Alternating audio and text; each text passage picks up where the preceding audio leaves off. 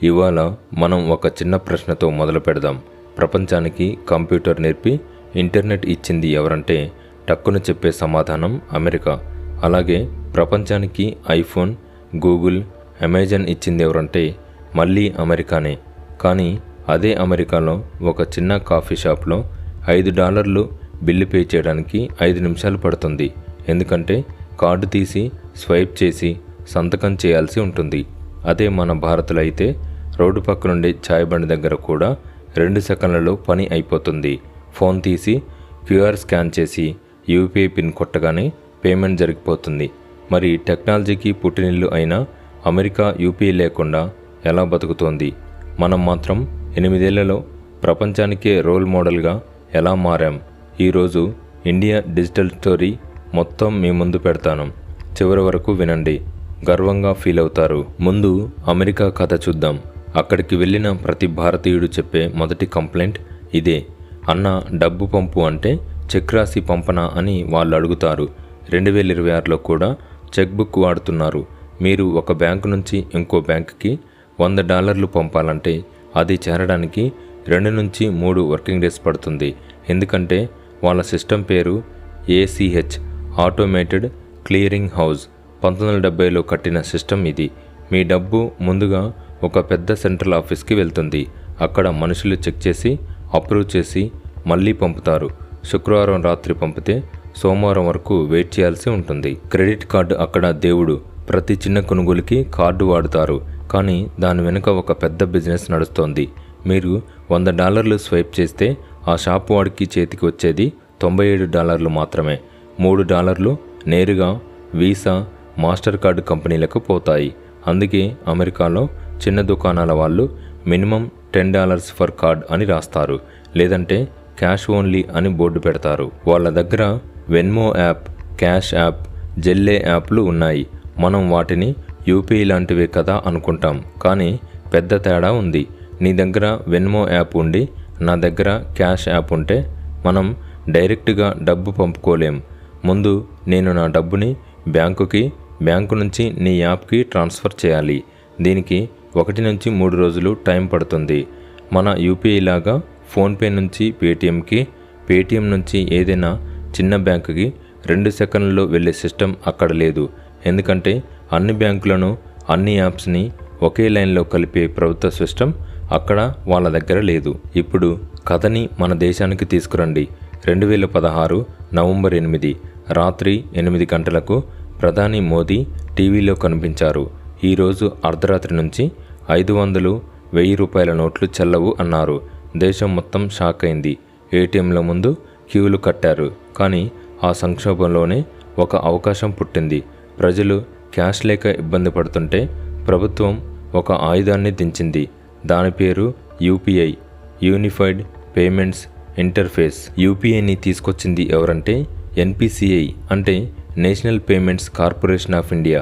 దీనికి ఓనర్ ఎవరంటే ఆర్బీఐ మరియు భారత్లోని అన్ని బ్యాంకులు. ఇది ప్రైవేట్ కంపెనీ కాదు, లాభాల కోసం కాదు, దేశం కోసం.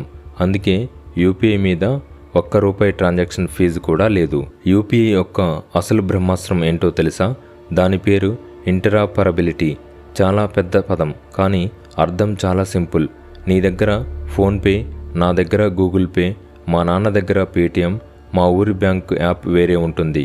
కానీ మనం నలుగురం 2 సెకండ్లలో డబ్బు పంపుకోవచ్చు.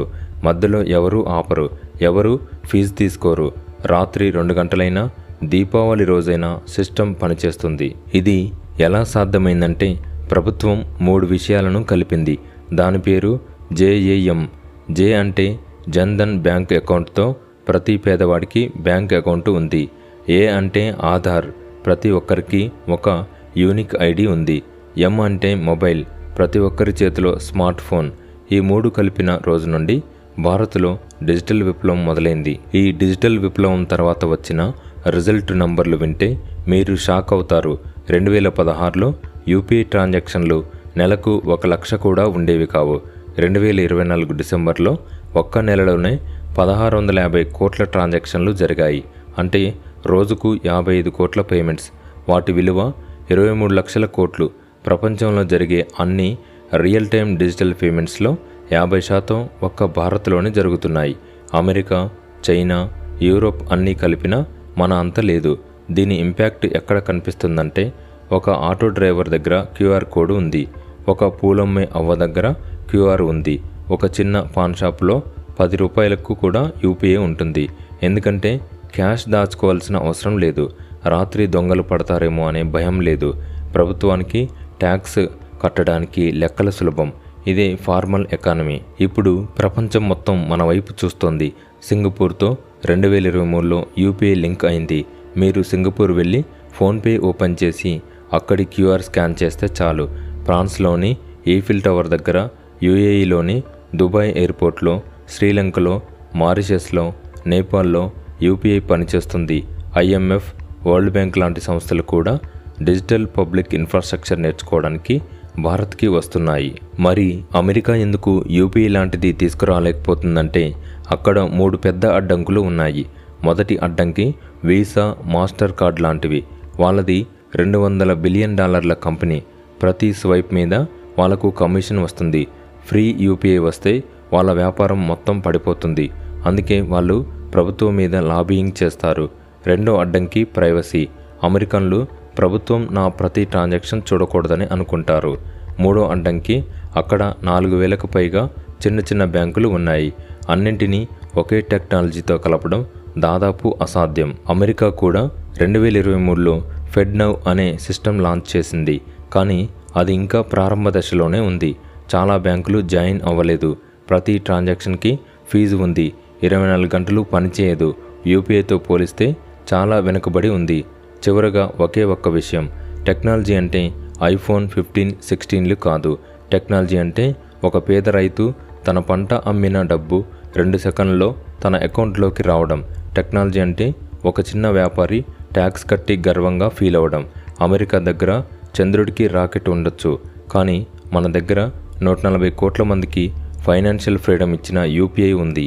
ఈరోజు ప్రపంచం మనల్ని టెక్ గురు అని పిలుస్తోంది. యూపీఐ తర్వాత ఇప్పుడు ONDC వస్తుంది. చిన్న దుకాణాలు కూడా అమెజాన్తో పోటీ పడగలవు. అకౌంట్ అగ్రిగేటర్ వస్తుంది. మీ డేటా మీ చేతిలో ఉంటుంది. డిజిలాకర్ వస్తుంది. సర్టిఫికెట్లు జేబులో ఉంటాయి. కాబట్టి నెక్స్ట్ టైం మీరు యూపీఐతో 10 రూపాయల ఛాయ్ తాగినప్పుడు గుర్తుంచుకోండి, మీరు ప్రపంచంలోనే అతిపెద్ద డిజిటల్ విప్లవంలో భాగం అవుతున్నారు. మీరు చివరిసారి యూపీఐతో ఏం కొన్నారు కామెంట్లో చెప్పండి. ఈ వీడియో నచ్చితే మీ అమెరికా ఫ్రెండ్కి కూడా షేర్ చేయండి. వాళ్ళకు కూడా తెలియాలి భారత్ ఎంత ముందు ఉందో. జై హింద్.